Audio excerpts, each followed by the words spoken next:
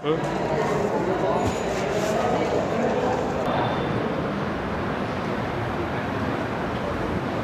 جاؤ بیٹا ادھر آ جاؤ، قریب آ جاؤ، پاس میں آ جاؤ، ایک دم آ جاؤ پاس میں.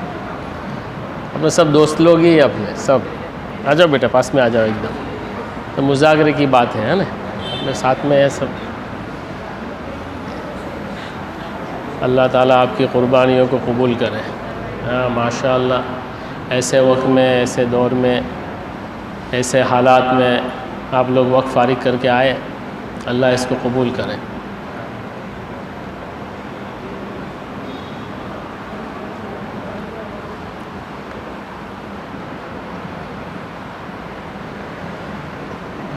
પૂરી થવા પહેલાં છે ને પેલું એક એલાન છે, એ લોકોને એક પાસ આપણે આપેલો છે. તે પાસને એ લોકોએ જે હલકામાં છેલ્લે બેસશે ને ત્યારે ફિલઅપ કરીને આપણે આપી દેવાનું. નહીં ફિલઅપ બી કરેલો હશે તો તે હલકામાં તે મોડાને આપણે ફિલઅપ કરી ઈશાબાદનો જે હલકા તેમાં એટલે હમણાં મતલબ કોઈ બી પાસ લેવા વગર રહી નહીં. એટલે બેસી બી ગયા હમણાં છેલ્લે એમ કીધું છે કે જેને પાસ નહીં લીધો તે લે લે, તે લે જે લીધા છે તે હલકામાં પછી જમા કરાવે નામ લખીને. છેલ્લે.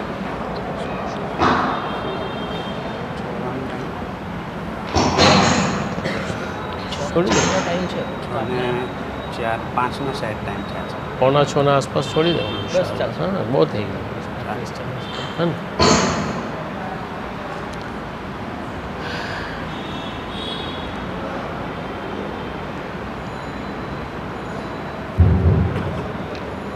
थोड़ी तकलीफ कर लो बेटा, इधर आ जाओ, सामने आ जाओ.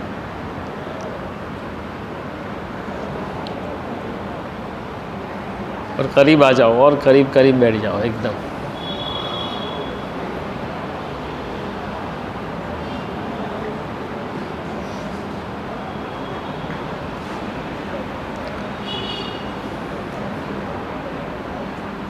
देखो एक तो आप लोग ये नीयत करें जो आए हैं, ये असल दारो मदार नीयत पर है. तो नीयत हम अपनी नीयत को हम लोग दुरुस्त करें कि हम क्यों आए हैं, है ना. हम अपनी इस्लाह के लिए आए हैं, अपने आप को बदलने के लिए, अपने आप को अल्लाह और अल्लाह के रसूल सल्लल्लाहु अलैहि वसल्लम के अहकाम के मुताबिक ज़िंदगी गुजारे, इसके लिए हम लोग जमा हुए हैं. और दूसरा जो हमारा वक्त है यहाँ पर, बेटा इधर आ जाओ, इधर आ जाओ, बीच में आ जाओ, साइड पे मत बैठो, इधर आ जाओ बेटा, सामने आ जाओ, पीछे वाला इधर आ जाओ, सामने आ जाओ. देखो आए हैं तो हम उसको वक्त का सही इस्तेमाल करें. फिर कोई मतलब नहीं होता, खाली खाना पूरी का कोई मतलब नहीं होता. सामने आ जाओ, मेरे को ऐसा घूमना पड़ेगा आप लोग की तरफ, कुर्सी इधर घुमा लूँ मैं, इधर मजमा ज़्यादा हो जाओ तो फिर मैं कुर्सी इधर घुमा लूँ, ऐसा कर ले. तो नीयत हम दुरुस्त कर लें. देखो आप लोग हमारे बच्चे हैं, मेरे बच्चे की तरह है, और मैं आपका दोस्त हूँ. वालिद की जगह भी नहीं, क्या समझे मुझे, दोस्त समझे. हाँ दोस्त की जगह है. दोस्त से आदमी क्या है, बहुत खुलकर बात करता है ना, दिल से बात करता है, उसकी बात को भी दिल से सुनता है. तो नीयत हम दुरुस्त कर लें. और जितना वक्त हम लेकर आए हैं, हमारी मजलिस कब तक है, अभी से लेकर फजर की नमाज के बाद तक की है, क़याम तक की है ना. क़याम के साथ फजर की नमाज के बाद हमारी छुट्टी है. तो वहाँ तक हम मजबूती के साथ जितनी मजलिस हो, मुज़ाकरे की मजलिस हो, उस सब में हम अच्छी तरह अपने वक्त का इस्तेमाल करें. वरना क्या होता है, आदमी वक्त निकाल कर आता है और फिर भी उसका वक्त सही इस्तेमाल नहीं होता, तो वो ज़ाया जाता है, कुछ लेकर नहीं जाता. इतना वक्त देकर आया. Time is money. वक्त सबसे कीमती चीज़ क्या है, सबसे कीमती चीज़ क्या है दुनिया में, टाइम है ना. टाइम है, टाइम इज़ मनी. वक्त ही पैसा है. ऐसा अंग्रेज़ी की ये कहावत मशहूर है कि वक्त ही क्या है, पैसा है. कि आदमी वक्त का सही इस्तेमाल करेगा दुनिया के कामों में तो वो पैसे को भी हासिल कर लेगा. बिस्मिल्लाहिर्रहमानिर्रहीम. अल्हम्दुलिल्लाह नहमदुहु व नस्तईनुहु व नस्तगफिरुहु व नु'मिनु बिही व नतवक्कलु अलैहि व नऊज़ु बिल्लाहि मिन शुरूरि अनफुसिना व मिन सय्यिआति अमालिना. मन यहदिहिल्लाहु फला मुदिल्ल लहु व मन युद्लिलहु फला हादिय लहु. व नशहदु अन ला इलाहा इल्लल्लाहु वहदहु ला शरीक लहु व नशहदु अन्न सय्यिदना व मौलाना मुहम्मदन अब्दुहु व रसूलुहु أرسله الله تعالى إلى كافة للناس بشيرا ونذيرا وداعيا إلى الله بإذنه وسراجا منيرا.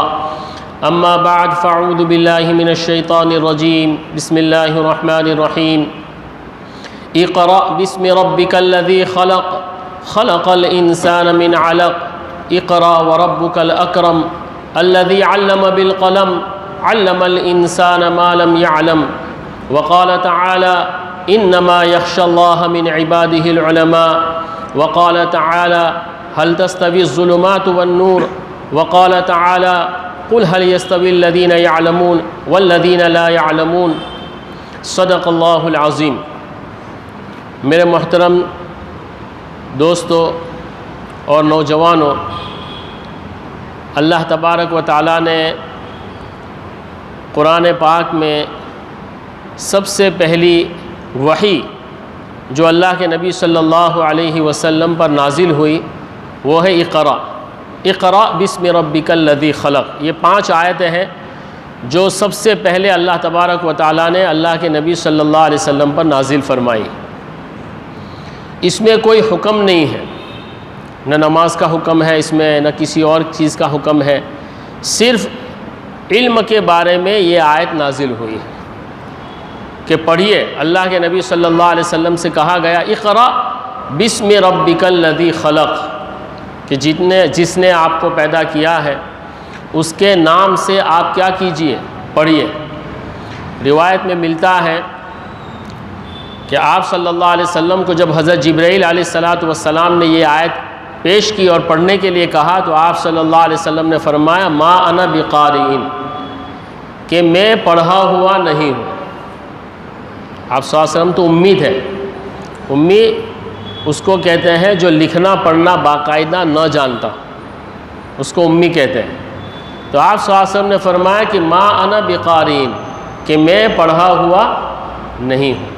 اس سے بعض مفسرین نے یہ بات نکالی ہے کہ حضرت جبرائیل علیہ السلام اس وقت تختی لے کر آئے تھے، سونے کی تختی، اور اس پر یہ آیت لکھی ہوئی تھی. کیونکہ آپ صلی اللہ علیہ وسلم کو اگر صرف زبانی پڑھانا ہوتا تو کوئی ایک بچہ ہے جس نے کچھ نہیں پڑھا ہے اس کو میں کہوں گا اقرأ تو وہ بھی بولے گا اقرأ. اس کو میں کہوں گا بسم ربک تو وہ بھی کہے گا بسم ربک، تو وہ تو پڑھ سکتے تھے. آپ صلی اللہ علیہ وسلم کو اگر ایسے پڑھایا جاتا تو آپ صلی اللہ علیہ وسلم پڑھ سکتے تھے.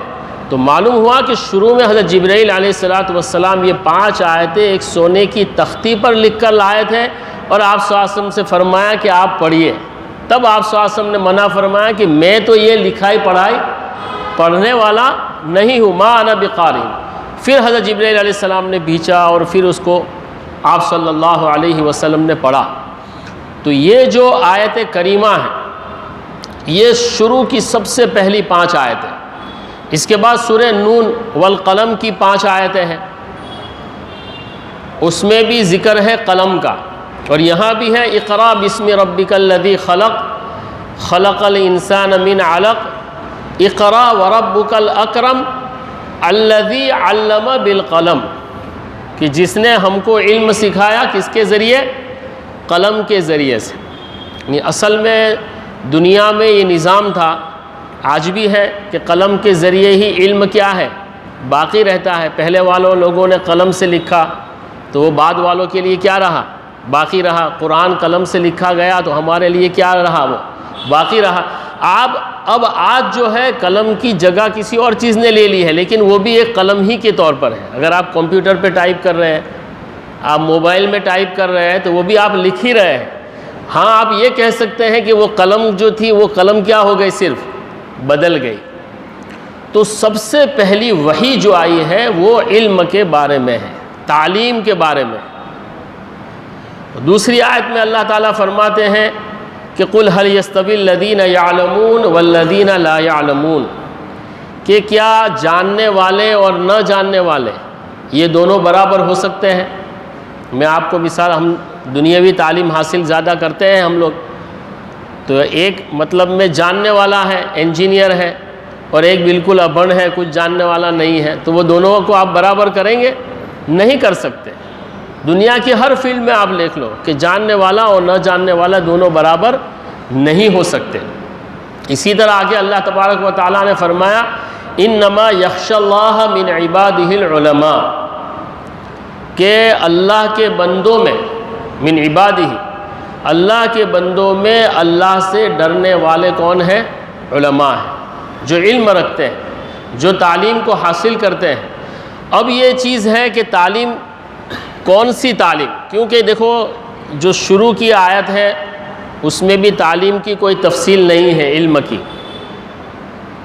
بعد کی آیت بھی ہے اس میں مجرد علم ہی کو بیان کیا ہے کہ صرف تعلیم تعلیم تعلیم، کہ جاننے والے اور نہ جاننے والے برابر نہیں ہو سکتے، تعلیم تعلیم۔ تو اب تعلیم کون سی تعلیم ہے؟ قرآن کون سی تعلیم کی بات کر رہا ہے؟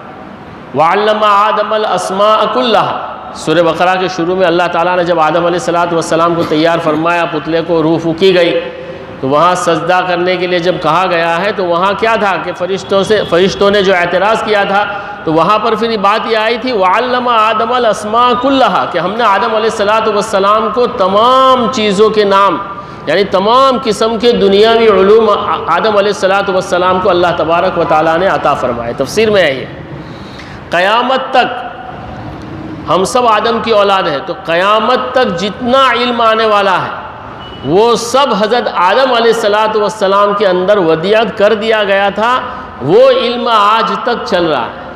یہ دنیا جو ترقی کرتی جا رہی ہے نا، یہ دنیاوی ترقی بھی کس سے متعلق ہے؟ اللہ تبارک و تعالیٰ کے ہی علم سے ہے۔ ایک تو ہے اللہ تعالیٰ کا علم ہے جو عمل اور فعل کا علم ہے اللہ تبارک و تعالیٰ کا، اور ایک علم ہے روحانی اور قلبی علم ہے۔ علم کی دو قسم ہو جائے گی اس طرح سے کہ ایک روحانی علم ہے، ایک دل والا قلب والا علم ہے، اور ایک مادی چیزوں کا علم ہے۔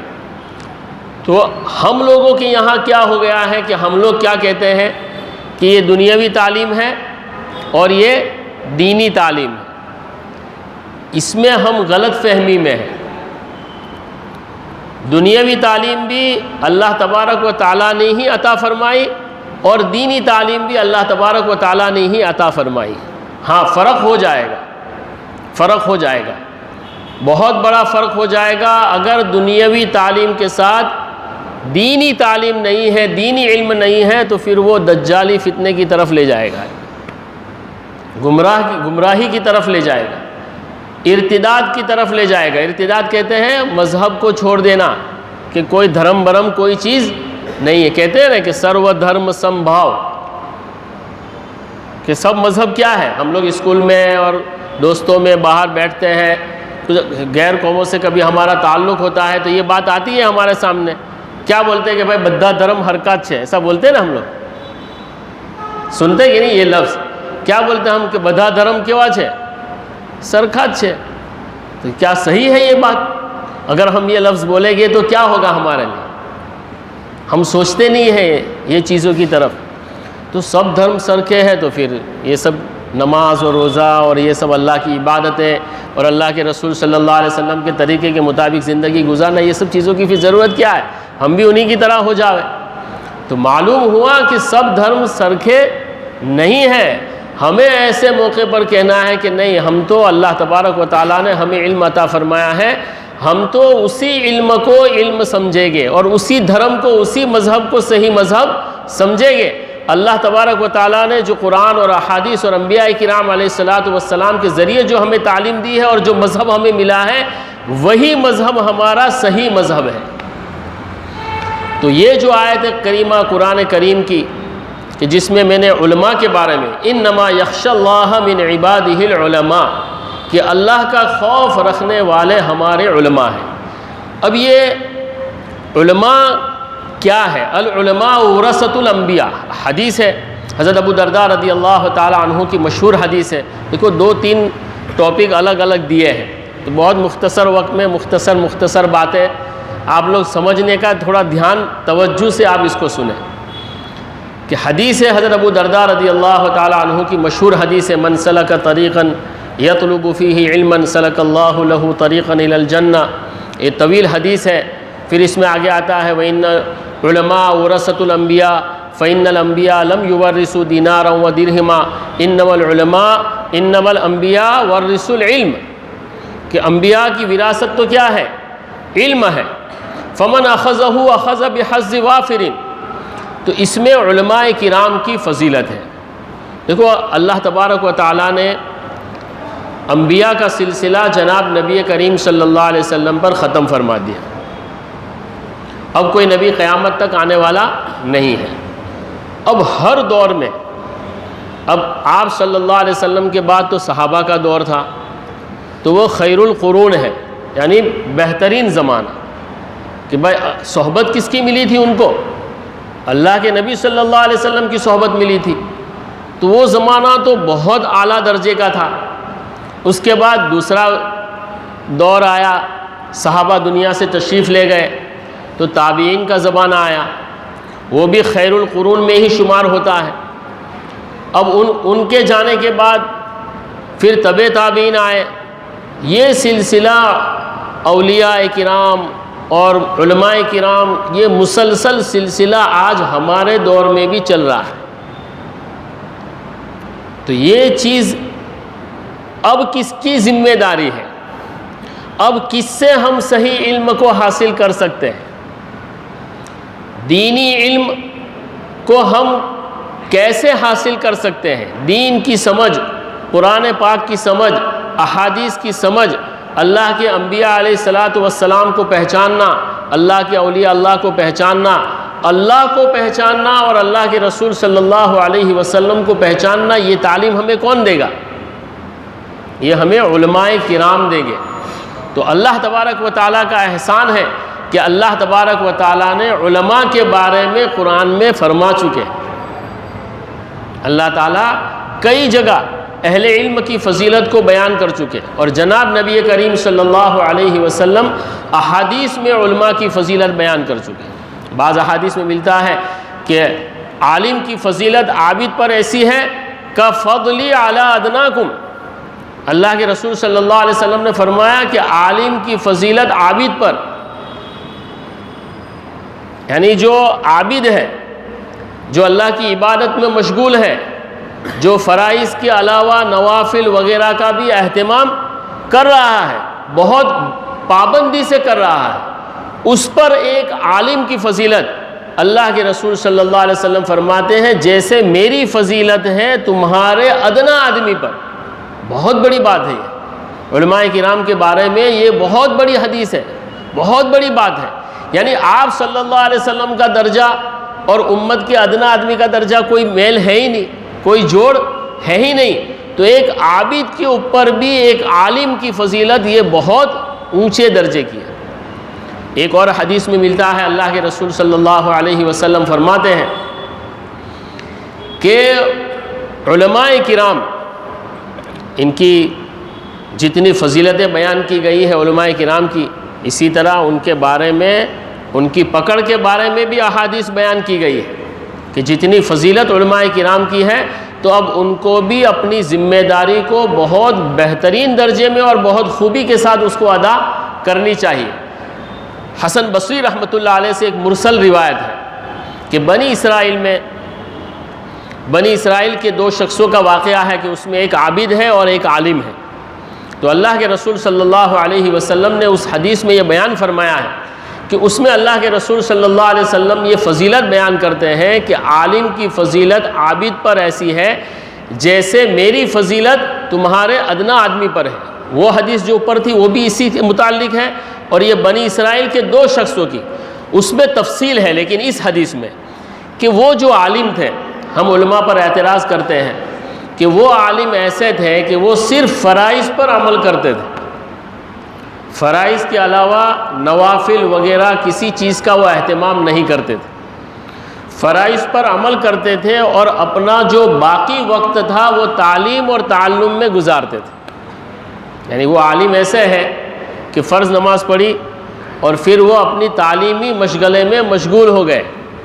اسی لیے ہمارے یہاں بھی فقہاء نے لکھا ہے کہ جو عالم زیادہ مشغول ہو تو وہ اگر نوافل کا اہتمام کرنے جائے گا تو تعلیم صحیح طریقے سے نہیں کر پائے گا. تو اس کو تو چاہیے کہ فرائض اور سنت موقدہ پڑھ کر کس میں مشغول ہو جاوے، وہ اپنی تعلیم میں، اپنے مطالعے میں، اپنی کتابوں کو سمجھنے میں، قرآن کے سمجھنے میں. اس کو جیسے درس قرآن ہوتا ہے ہمارے یہاں ہفتے میں، تو اس کے لیے محنت کرنا پڑتی ہے ایک ہفتہ پورا. تو اب وہ وقت تھوڑا تھوڑا نکالنا ہے. اب وہ عالم اگر نوافل میں مشغول ہو جائے گا، اوابین پڑھ رہا ہے اور 10 رکعت نوافل پڑھ رہا ہے، قرآن پاک کی صرف تلاوت میں مشغول ہے، نفلی عبادتوں میں اگر وہ مشغول ہو جائے گا تو وہ صحیح تعلیم کب حاصل کرے گا اور کب صحیح تعلیم پہنچائے گا؟ تو اس میں اللہ تبارک و تعالی، اللہ کے رسول صلی اللہ علیہ وسلم نے اس حدیث میں جو عالم کی فضیلت بتائی ہے وہ عابد پر، کہ وہ عابد تو عبادت گزار تھا، وہ فرائض بھی پڑھتا ہے، نوافل بھی پڑھتا ہے، تمام جتنی چیزیں ہیں اس کو پابندی کے ساتھ ادا کرتا ہے. اور وہ عالم صرف فرائض کا اہتمام کر کے تعلیم اور تعلم میں مشغول ہو جاتا ہے، تو اس کی فضیلت بھی اللہ کے نبی صلی اللہ علیہ وسلم نے بیان فرمائی ہے کہ اس کی فضیلت بھی ایسی ہی ہے جیسے اللہ کے رسول صلی اللہ علیہ وسلم کی فضیلت کسی ادنا امتی پر ہے. تو ہمارے جو علماء کرام ہیں، جو مجھے اصل جو بات اب کہنی ہے وہ یہ ہے کہ اب ہمیں صحیح دین اگر ملے گا تو کس سے ملے گا؟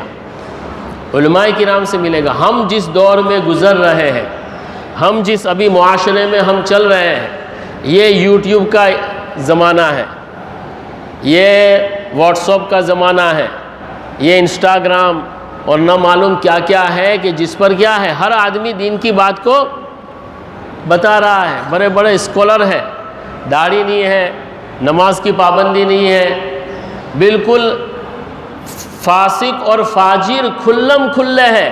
بہت سارے آپ کو اسکالر ملیں گے، کھلم کھلے فاسق اور فاجر ہے. اور وہ کیا کس چیز کی تعلیم دے رہے ہیں؟ دین کی تعلیم دے رہے ہیں. وہ ہمیں قرآن سکھا رہے ہیں، وہ ہمیں حدیث سکھا رہے ہیں. تو حدیث میں یہ بھی ملتا ہے کہ تم جب دین کا علم حاصل کرو تو امن تاخذوہ، کہ کس سے تم لے رہے ہیں یہ بھی ہمیں دیکھنا ہے. اس کا تقوی، اس کی طہارت، اس کی پابندی کو بھی ہم دیکھیں کہ وہ کس درجے کا ہے. جس سے ہم علم حاصل کر رہے ہیں وہ کس درجے کا ہے، یہ دیکھنا بھی ہماری کیا ہے، ضروری ہے. ورنہ اگر ہم صرف یوٹیوب پر اور ایسی چیزوں کے اوپر اگر ہم نے اپنا اعتماد کر لیا تو ہم بھی گمراہ ہو جائیں گے. اور آج ہو رہا ہے. بہت سارے ہمارے نوجوان میرے پاس سوال لے کر آتے ہیں کہ بھائی فلانا انجینئر ہے، وہ تو یہ کہتا ہے. امام ابو حنیفہ رحمۃ اللہ علیہ پر اعتراضات، امام شافعی پر، یہ 4 امام کہاں سے آئے مولانا؟ اصل تو کیا ہے؟ قرآن اور حدیث. ان کی باتیں بھی ایسی ہوتی ہے کہ میں تو تم کو حدیث سنا رہا ہوں، میں تو تم کو قرآن کی آیت سنا رہا ہوں. اور ہمارے نوجوان اگر صحیح کسی عالم سے اس کا تعلق نہیں ہے، کسی صحیح عالم سے اس کا جوڑ نہیں ہے، کسی بزرگان دین سے اس کا جوڑ نہیں ہے، تو وہ اس کی بات میں آ جاتا ہے، پھنس جاتا ہے. اور بہت سے ایسے لوگ پھنس کر مرتد ہو گئے، جیسے ایکس مسلم. آپ لوگ جانتے ہیں کہ ایکس مسلم جو بڑے درجے کے جو طالب علم ہے کالج وغیرہ کے، شاید وہ جانتے ہو اس کو، کہ ہمارے ہندوستان میں ہے اب کہ جو چینل چلاتے ہیں وہ کیا کہتے ہیں کہ میں پہلے مسلمان تھا، اب میں مسلمان نہیں ہوں، اور اسلام کی یہ غلطی ہے، اسلام میں یہ غلطی ہے، اسلام میں فلانی چیز غلط ہے، اسلام میں فلانی چیز غلط ہے. وہ کہاں سے آیا؟ یہ سب یوٹیوب پر سے اور اسی سے آیا. تو بہت ساری چینلوں پر، بہت ساری چیزوں پر جھوٹی اور گمراہ کن باتیں ہمیں بتائی جاتی ہے کہ جس کو سن کر ہم کیا ہو جاتے ہیں؟ بہک جاتے ہیں.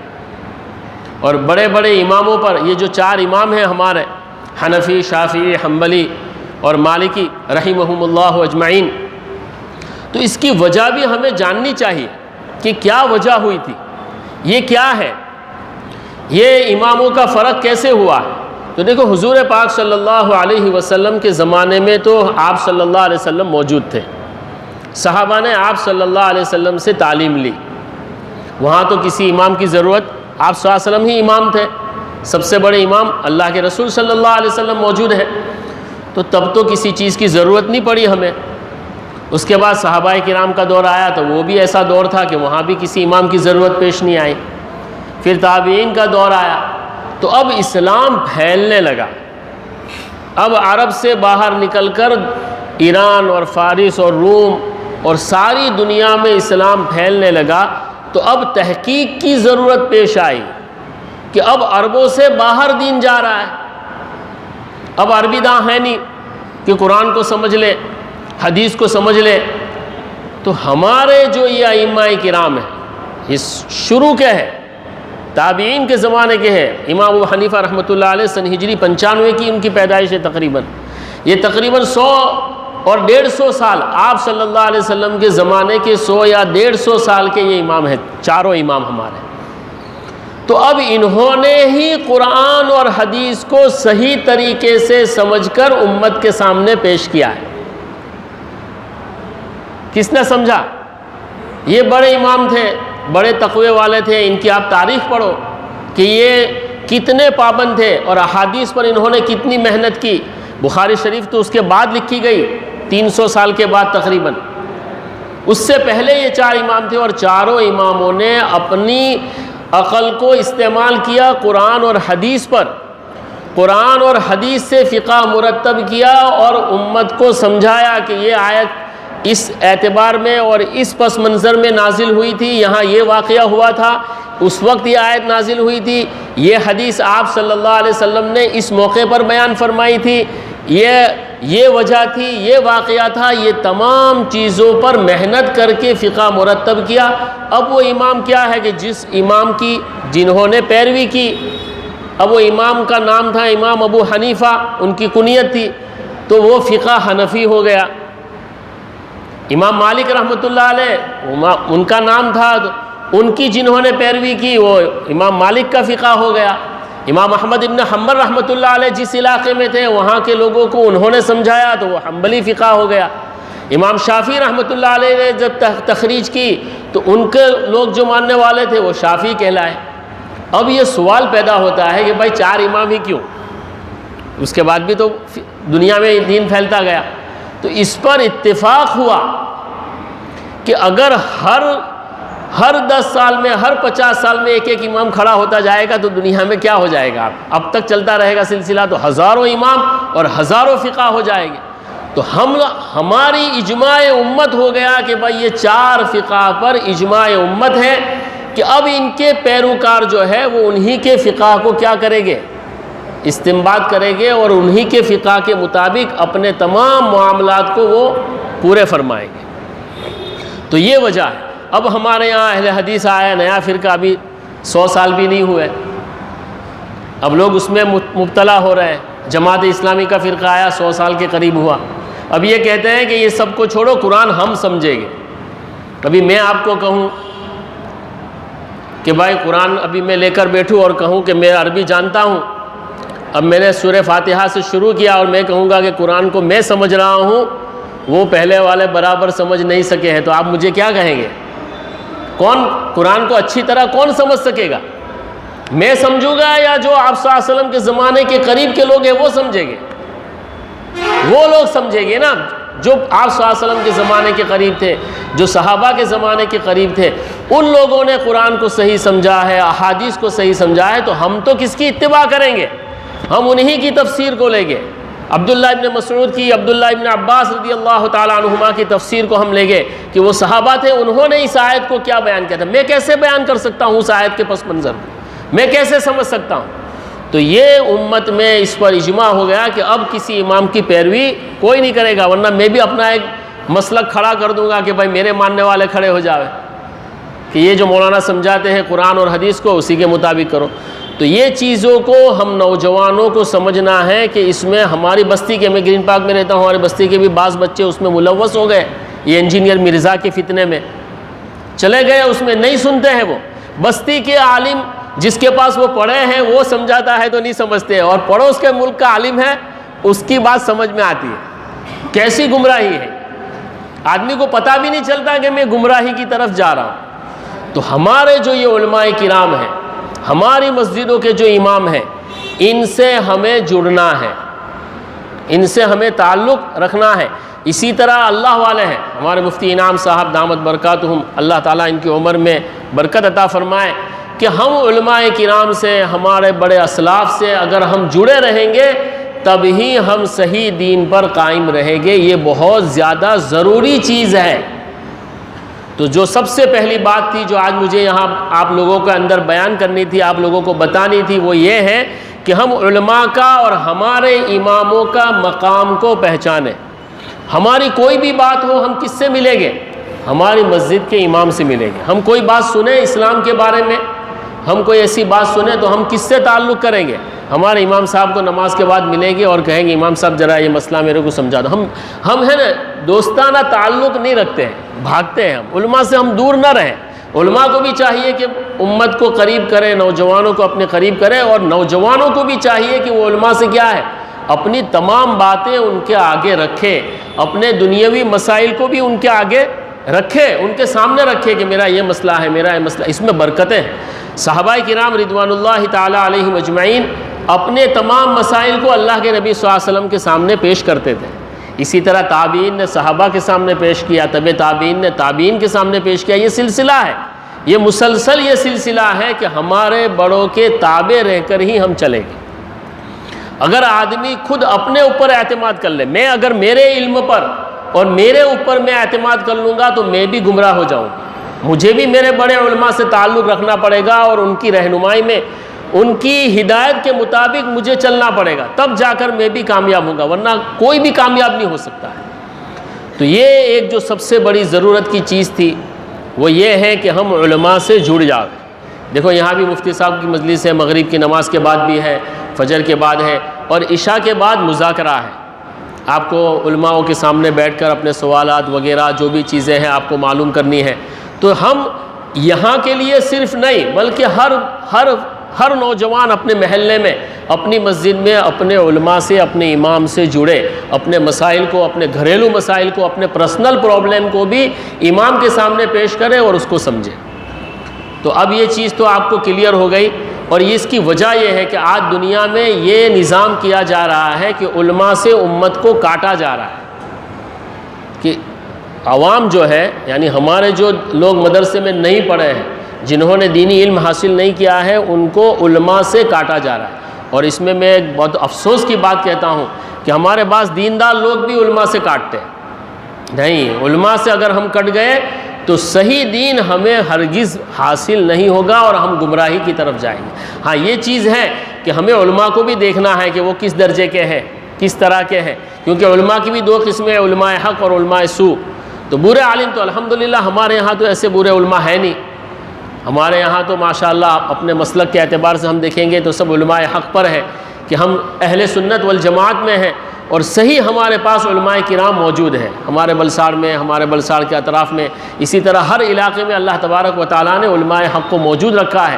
تو آدمی ان سے تعلق رکھے، ورنہ آج نظام یہ کیا جا رہا ہے کہ ملاؤں کا اور ایسے لفظ استعمال کیے جاتے ہیں میڈیا میں اور وغیرہ میں کہ عوام کو کیا ہے، علماء سے نفرت کرائی جائے کہ وہ مولوی لوگ سب نئی نئی باتیں لاتے ہیں اور ایسا کرتے ہیں، اور یعنی ان کے یہاں فراخی نہیں ہے، یہ دنیا کی زندگی میں ہمیں جینے ہی نہیں دیتے ہیں، دنیا کی کسی نعمت کا استعمال ہی نہیں کرنے کا بات کرتے ہیں۔ اس طرح کی باتیں لا کر علماء سے امت کو کاٹا جا رہا ہے۔ تو ہم علماء سے جڑے، یہ کافی تفصیلی بات ہو گیا۔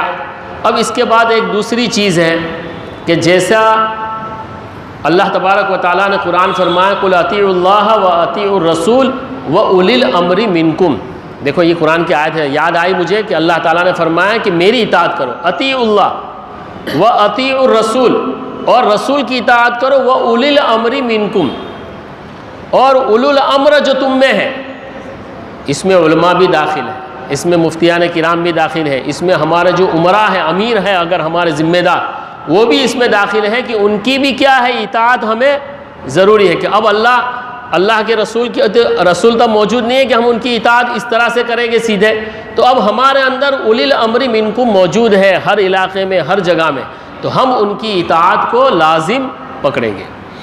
اسی طرح اللہ تبارک و تعالیٰ نے ایک جو دوسری چیز ہے، دوسرا موضوع جو مجھے دیا گیا ہے کہ اپنے ماں باپ کا احترام، کہ والدین بھی کیا ہے ہمارے، جیسے ہمارے استاد ہمارے والد کا درجہ رکھتے ہیں، تو اسی طرح ہمارے سگے ماں باپ جو ہماری پیدائش میں جو ذریعہ بنے ہیں، ان کے بھی ہم پر بہت بڑے حقوق ہیں۔ اللہ تبارک و تعالیٰ قرآن پاک میں فرماتے ہیں وَقَضَىٰ رَبُّكَ أَلَّا تَعْبُدُوا إِلَّا إِيَّاهُ وَبِالْوَالِدَيْنِ اِحْسَانًا۔ دیکھو بہت بہترین آیت ہے یہ، کیا فرما رہے اللہ تعالیٰ؟ وَقَضَىٰ رَبُّكَ أَلَّا تَعْبُدُوا إِلَّا إِيَّاهُ، کہ تم اللہ کے علاوہ کسی کی عبادت مت کرو، إِلَّا إِيَّاهُ، اللہ ہی کی عبادت کرو۔ اور ساتھ میں کیا فرمایا؟ وَبِالْوَالِدَيْنِ إِحْسَانًا، اللہ نے اپنے حق کے ساتھ، بہت بڑی بات ہے یہ، ماں باپ کا درجہ کتنا اونچا ہے کہ اپنے حق کے ساتھ والدین کے حق کو بیان فرمایا کہ اللہ تعبدوا الا اياه وبالوالدین احسانا اما يبلغن عندك الكبر احدهما او كلاهما فلا تقل لهما اف ولا تنهرهما وقل لهما قولا كريما واخفض لهما جناح الذل من الرحمة وقل رب ارحمهما كما ربياني صغيرا۔ بس یہ آیت پہ بات کر کے میں اپنی بات کو ختم کرتا ہوں کہ اس میں اللہ تبارک و تعالیٰ فرماتے ہیں، اس کا مفہوم بیان کر دوں کہ والدین کے ساتھ احسان کا معاملہ کرو، وبالوالدین احسانا، اور ان دونوں میں سے ماں باپ میں سے کوئی ایک بڑھاپے کو پہنچ گیا، اما یبلغن عندک الکبر احدہما او کلاہما، یا دونوں بوڑھے ہو گئے۔ اب یہاں تو ماشاءاللہ ایسے نوجوان ہیں کہ ابھی ان کے ابا بوڑھے نہیں ہوئے ہیں، تو اس کا مطلب یہ نہیں ہے کہ بوڑھے نہیں ہوئے تو ابھی ان کا احترام نہیں کرنا چاہیے، نہیں، والد کے آگے یعنی بڑھاپے میں تو وہ کمزور ہو گئے ہیں، ابھی تو ہم ڈر کی وجہ سے بھی تھوڑا کیا ہے، ابا سے ڈرتے ہیں نا، اس لیے یہ اللہ تبارک و تعالیٰ نے بڑی عمر کا ذکر کیا ہے کہ آدمی کا باپ اگر ابھی بچہ چھوٹا ہے، 15 سال کا ہے، 18 سال کے اندر ہے، تو ماں باپ سے تو وہ ڈرتا ہے، تو اب ماں باپ کا احترام تو کیا ہے وہ کر لیتا ہے، لیکن جب بڑا ہو جاتا ہے، شادی وادی کر لیتا ہے، اپنے بچے ہو جاتے ہیں، تو پھر کیا ہے، ماں باپ کی طرف دھیان نہیں ہوتا ہے۔ اس لیے یہاں پر جو ذکر کیا ہے وہ کبر عمر کو ذکر کیا ہے کہ بڑی عمر میں اگر پہنچے ہیں ماں باپ میں سے کوئی ایک یا دو، اور ہمارا معاشرہ میں میں یہ نہیں کہتا کہ آپ لوگوں میں ایسے بچے ہوں گے، الحمدللہ ہم تو ماں باپ کا ادب اور احترام کرنے والے ہیں، لیکن اگر کوئی نہیں کرتا ہے تو اللہ تبارک و تعالیٰ نے ان کی تکلیف کے بارے میں جو لفظ استعمال کیا ہے اف، اف عربی میں اف، میں اس کو گجراتی میں یوں کہتا ہوں کہ امی نے یوں کہا یا ابا نے کہا کہ جا ذرا ٹاور پہ جا اور یہ لے کے آ، اب میں موبائل میں لگا ہوا ہوں تو میں کیا کہوں گا، میں کچھ جاتا نہیں ہوں، یعنی صرف اتنا کہنا، ابھی آپ نے نافرمانی نہیں کی ہے۔ تو اللہ تبارک و تعالیٰ نے نافرمانی کا جو کم سے کم درجہ ہے، کم سے کم درجہ یعنی کرنا، کہ کوئی کام کے لیے کہا یا کسی اچھی بات کا حکم کیا اور ہم نے کہا کہ ایک نے ایک بات کریا کرے، تمہیں بولتے نا ابا کو، کیا بار بار نماز کے لیے بولا کرتے، پہڑی میں نماز،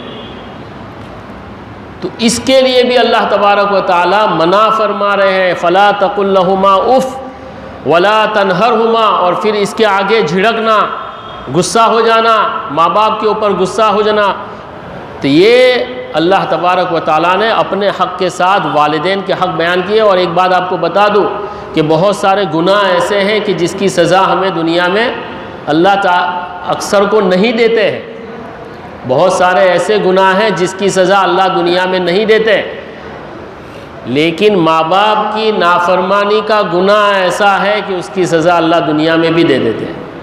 سمجھنا اس کو، آپ اپنے اطراف میں آگے پیچھے دیکھیں گے نا تو آپ کو پتہ چلے گا۔ میں نے تو اپنی نظر سے دیکھا ہے کہ ایک لڑکا ہے وہ اپنے باپ پر ہاتھ اٹھاتا تھا، میری نظر سے دیکھا ہے، میں دوسری بات نہیں کرتا، ہوا کی بات نہیں کر رہا ہوں، اور آج بھی ہے وہ فیملی، آج بھی وہ فیملی کو میں دیکھتا ہوں، تو وہ اپنے باپ پر 40 سال پہلے باپ پر ہاتھ اٹھاتا تھا، کبھی مار بھی دیتا تھا باپ کو، باپ بوڑھا ہو گیا تھا تو کبھی مار دیتا تھا، کبھی ہاتھ اٹھا دیتا تھا۔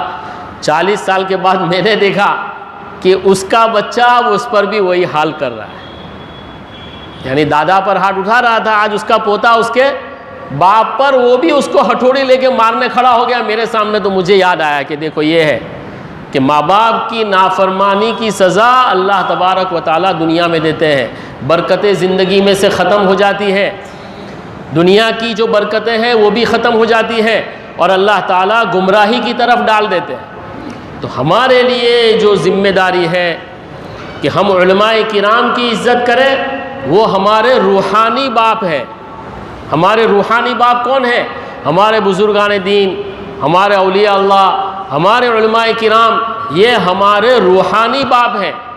یہ ہم کو اللہ سے جوڑنے والے ہیں، اللہ کے رسول صلی اللہ علیہ وسلم سے جوڑنے والے ہیں، اور یہ ہمارے ماں باپ ہیں، یہ ہمارے جسمانی، ہماری دنیاوی ضرورتوں کو پورا کرنے والے ہیں، کیونکہ ماں باپ ہی نے تو ہمیں بڑا کیا۔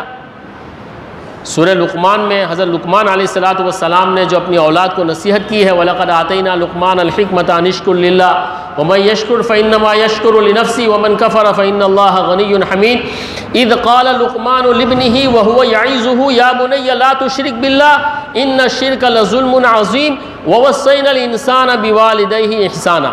وہاں بھی اللہ تعالیٰ نے اپنے ساتھ شریک کرنے کے ساتھ ماں باپ کا ہی ذکر کیا ہے، وہاں بھی کہ میرے ساتھ جو شرک کرے گا وہ بڑا گناہ ہے، اور ماں باپ کے ساتھ کوئی احسان نہیں کرے گا تو وہ بھی بڑا گناہ ہے۔ اور وہاں ایک بات ہے، حملتہ امہ وہنا علی وہن، کہ ہماری ماں نے ہم کو اپنے پیٹ میں الگ الگ دور میں ہم کو اٹھا کر رکھا ہے۔ ماں کی کیا تکلیف ہوتی ہے، اسی لیے ماں کا درجہ کیا ہے؟ ہمارے اسلام میں ماں کا درجہ 3 گنا بڑھا ہوا ہے باپ سے، 3 درجہ۔ ایک صحابی اللہ کے رسول صلی اللہ علیہ وسلم کی خدمت میں حاضر ہوئے اور فرمایا کہ دنیا میں میرے پر سب سے زیادہ حق کس کا ہے؟ تو کہا کہ تمہاری والدہ کا۔ کہا پھر کس کا ہے؟ تو کہا پھر تمہاری والدہ کا، تمہاری ماں کا۔ پھر سوال کیا کہ اس کے بعد کس کا ہے؟ تو کہا کہ تمہاری ماں کا۔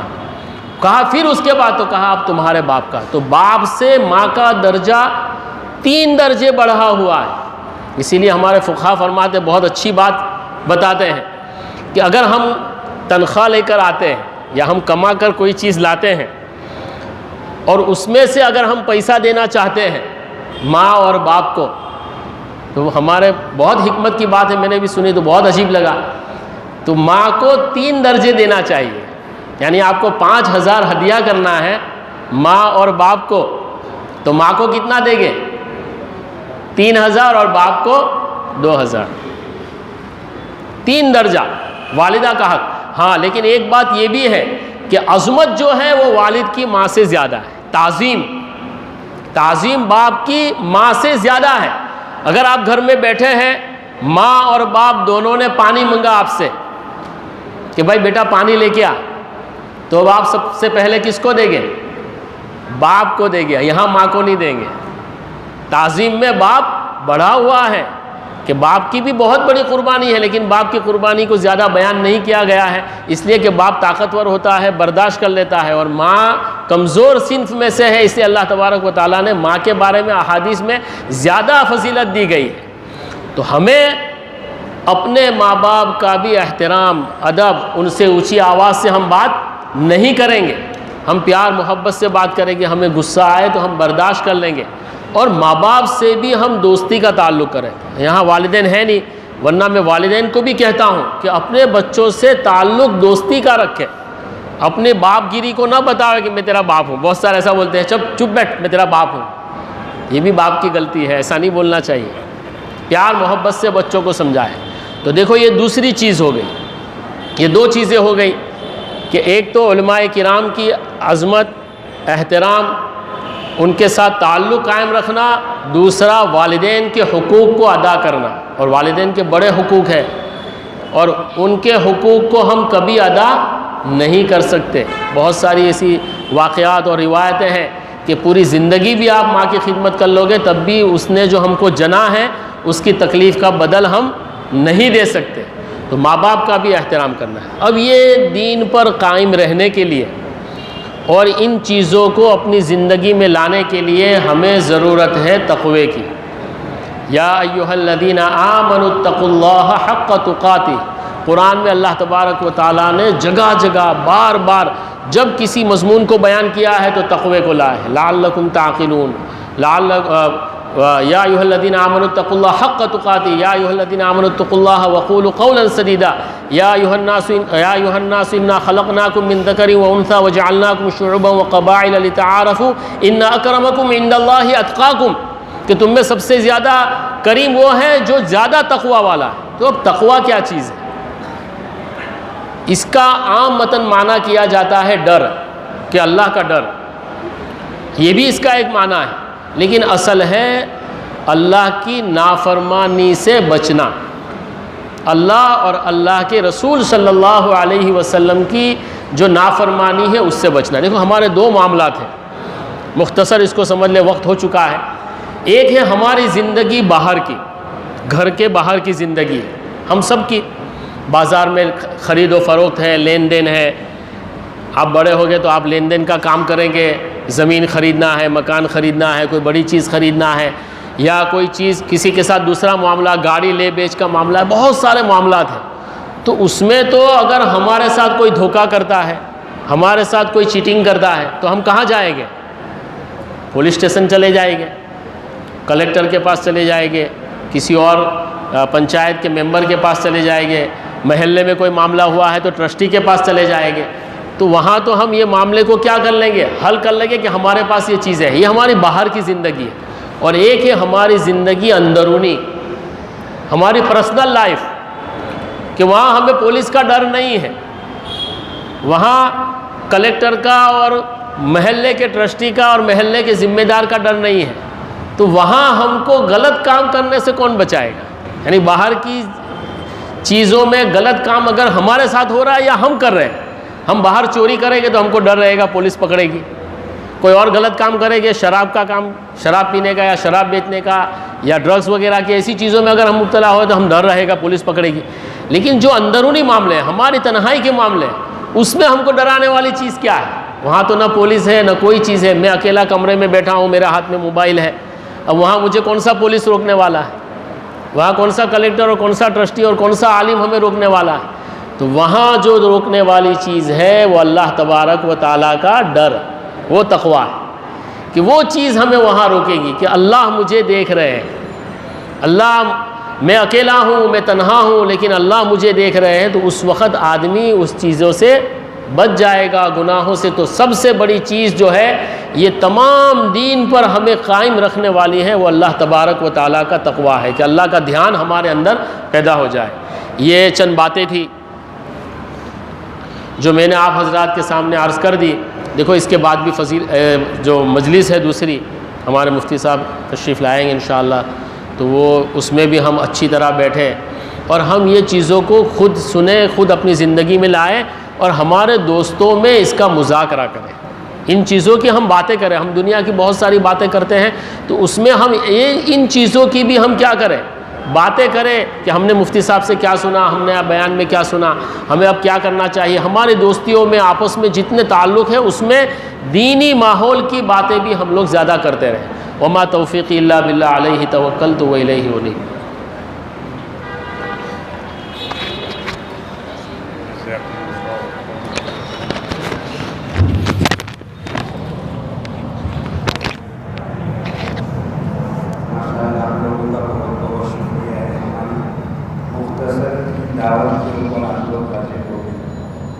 انشاءاللہ